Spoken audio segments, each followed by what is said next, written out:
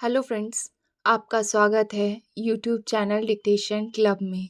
आज का डिक्टेशन रामधारी गुप्ता खंड 2 की पुस्तिका से लिया गया है, जो कि 90 शब्द प्रति मिनट की गति से होने वाला है। इसकी ऑलरेडी 80 शब्द प्रति मिनट की गति से सीरीज़ डाली जा चुकी है, जिसकी प्लेलिस्ट की लिंक आपको नीचे डिस्क्रिप्शन बॉक्स में मिल जाएगी। इसके अलावा रामधारी गुप्ता खंड 1 की प्लेलिस्ट, आनंद मासिक पत्रिका की प्लेलिस्ट, न्यूज़पेपर डिक्टेशन की प्लेलिस्ट की लिंक भी नीचे डिस्क्रिप्शन बॉक्स में मिल जाएगी। इसके अलावा अगर आप अलग से इसकी पीडीएफ चाहते हैं तो नीचे डिस्क्रिप्शन बॉक्स से टेलीग्राम चैनल ज्वाइन कर सकते हैं। और अगर आपको हमारा यह प्रयास अच्छा लगे तो वीडियो को लाइक ज़रूर करें और चैनल को सब्सक्राइब कर लें, ताकि भविष्य में आने वाले डिक्टेशन को आप लिख सकें। तो ज़्यादा समय ना लेते हुए डिक्टेशन स्टार्ट करते हैं 5 सेकंड के बाद।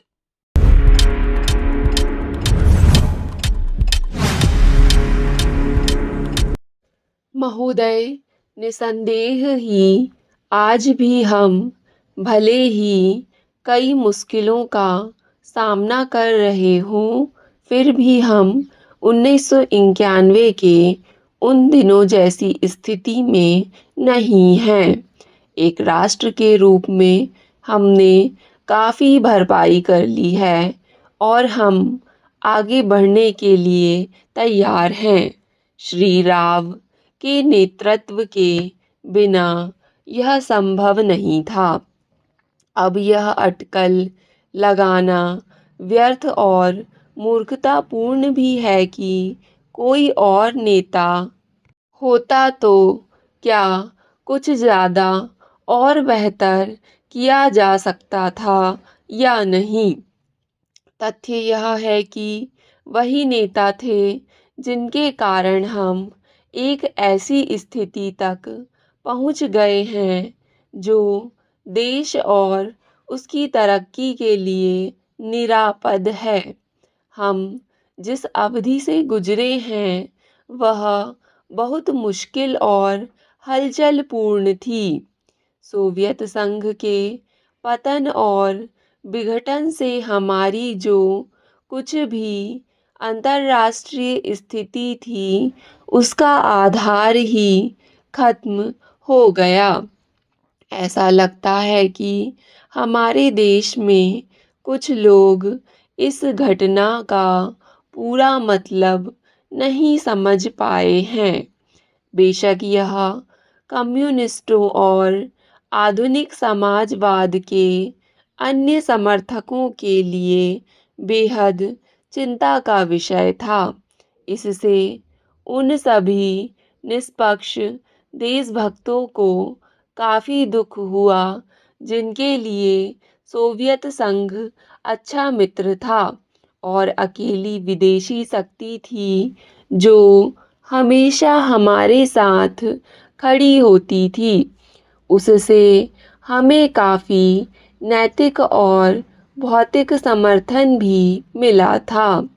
हमारे देश में सोवियत संघ के तमाम मित्रों में भी सभी लोग यह नहीं समझ पा रहे हैं कि आर्थिक, वैज्ञानिक और प्रौद्योगिकी के हिसाब से इसका क्या मतलब था और है।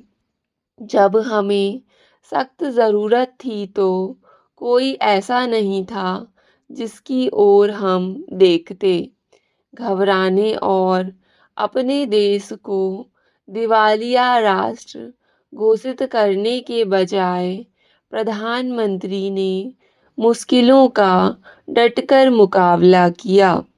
हमें इस संकट से निकालने की व्यवस्था की और साहस के साथ देश को एक नए आर्थिक रास्ते पर अग्रसर किया। कांग्रेस ने अपने चुनाव घोषणा पत्र में इसकी मोटी रूपरेखा ना बना ली होती तो बेशक यह संभव ना हो पाता। इस घोषणा पत्र के मुख्य निर्माता स्वयं राजीव गांधी थे और इसे तैयार करने में श्री राव उनके मुख्य सहायक थे। देश को संकट से उबारने और नए आर्थिक रास्ते पर ले जाने में बेशक मनमोहन सिंह की देशभक्ति, विद्वत्ता और ख्यातिपूर्ण कारण थे। नई आर्थिक नीति जनता के हित में नहीं है। इस काल्पनिक तथ्य को लेकर काफ़ी हंगामा मचाया जा रहा है। इसके उलट अगर उसे अपेक्षित ढंग से लागू नहीं किया जा रहा है तो इसकी वजह यह है कि जनता के नाम पर हर तरह की आंशिक और कॉरपोरेट मांगें पूरी की जा रही हैं। प्रधानमंत्री ने दो महत्वपूर्ण तरीकों से नई आर्थिक नीतियां बनाने में अपना योगदान दिया है। सबसे पहले तो उन्होंने नई नीति लागू करने के लिए मध्यम मार्ग अपनाने पर जोर दिया है।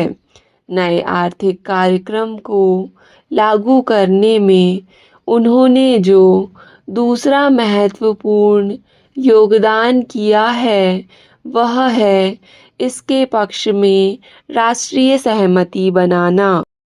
महोदय, हमारे देश में राजनैतिक विचारों में जितनी भिन्नता है उसके मद्देनज़र यह एक असाधारण बात है, जबकि इनमें से ज़्यादातर लोग यही ठाने रहते हैं कि चाहे जो हो और जो भी मुद्दा हो उन्हें विरोध करना है। चुनावों में झटकों और यदाकदा टेढ़े-मेढ़े रास्तों के बावजूद प्रधानमंत्री के नेतृत्व में जो नई आर्थिक नीति बनाई गई है उसे राष्ट्रीय स्तर पर स्वीकार कर लिया गया है।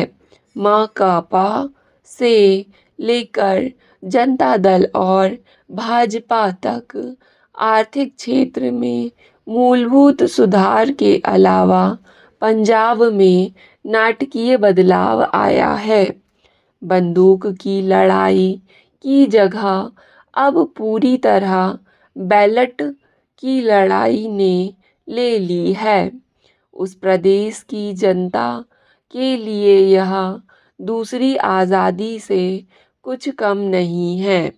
असम और उत्तर पूर्व के हिस्सों में भी ये बदलाव आए हैं, हालांकि वे पंजाब जैसे नहीं हैं। ऐसा समझना कि आतंकवाद का खतरा टल गया है बेशक गलत होगा, पर जो असफलताएं हमने पाई हैं उन्हें स्वीकार न करना कम गलत नहीं होगा। पंचायत और स्थानीय निकायों के चुनाव कराने को भी साधारण काम नहीं समझा जाना चाहिए। इस कदम से महात्मा गांधी के सपने और दिवंगत राजीव गांधी की लोकतंत्र के प्रति प्रतिबद्धता फलीभूत हुई है। यह संविधान की अपेक्षाओं के अनुरूप लोकतांत्रिक क्रांति को आगे बढ़ाने का प्रतीक है। इससे हमारे राष्ट्र का लोकतांत्रिक आधार मजबूत हुआ है। हिंदुत्व के घटते उन्माद का ध्यान रखना भी उतना ही महत्वपूर्ण है। भाजपा और शिवसेना को चुनावी सफलता भले ही मिल गई हो, पर राष्ट्रीय स्वयंसेवक संघ का नेतृत्व भी मानता है कि उसका मुख्य कारण कुछ राज्यों में भ्रष्टाचार, बढ़ती कीमतों, बेरोजगारी आदि जैसी सामान्य समस्याओं से निपटने में कांग्रेस सरकार की नाकामी थी, न कि सांप्रदायिक भावनाएं। हिंदू सांप्रदायिकतावाद में स्पष्ट कमी आना बहुत बड़ी उपलब्धि है। इन सबसे महत्वपूर्ण है सार्वभौमिक मामलों में भारतीय व्यक्तित्व का फिर से उभरना। इसके आयाम हमारे विदेश संबंधों में आर्थिक अंश की वृद्धि से कहीं अधिक है। चीन से संबंध लगातार सामान्य होते जा रहे हैं। भारत ईरान संबंध फिर कायम हो गए हैं। इसी तरह दक्षिण अफ्रीका के साथ परस्पर लाभ के सहयोग की नई संभावनाएं बनी हैं। अमेरिका और अन्य विकसित पूंजीवादी देशों से सहयोग बढ़ाने की दिशा में समुचित ध्यान दिए जाने के बावजूद किसी भी मसले पर हम नहीं झुके हैं। समर्पण की बात तो दूर है, इसमें आर्थिक संबंधों के महत्वपूर्ण स्वरूपों के अलावा रक्षा का क्षेत्र भी शामिल है।